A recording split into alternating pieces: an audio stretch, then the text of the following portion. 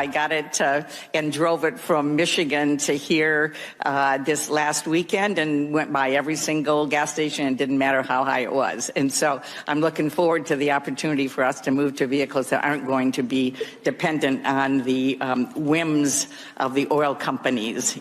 She's saying she got it. She means an electric vehicle.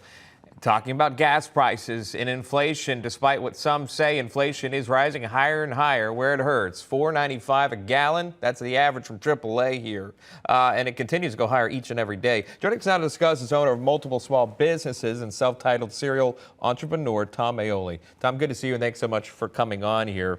I know that you were listening along to the senator from Michigan's comments on electric vehicles and how easy it was. She got to fly by the gas stations. She didn't have to stop. Your thoughts on this? Is this the way that everyday Americans do it, or business owners like yourself do it?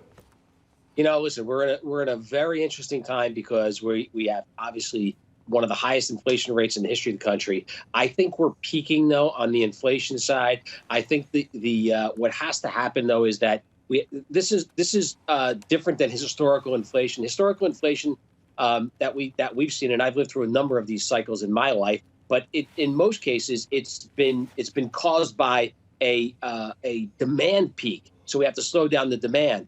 Right now, this is a supply side inflation, and what's going on is we don't have enough supply. So, you know, the Fed's trying to raise interest rates to slow down the demand to meet the supply, but the supply keeps getting crunched on a daily basis. You know, there are no vehicles out there. There are no supplies. You know, fuel prices are skyrocketing because there's lack of fuel. You know, we have restrictions on drilling. We got to get the supply side going. The demand side will correct itself.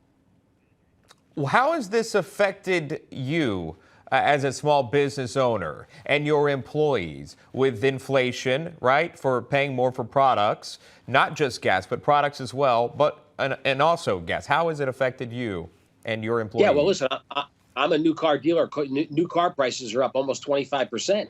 I mean, there is no supply. You can't, you know, part of the problem is, and consumers have to understand, it's not that the cars can't be produced. It could take one part. There's thousands of parts that go into manufacturing one vehicle. One part that we can't produce that supply to finish that vehicle, we can't get them into the showrooms to sell to the consumers.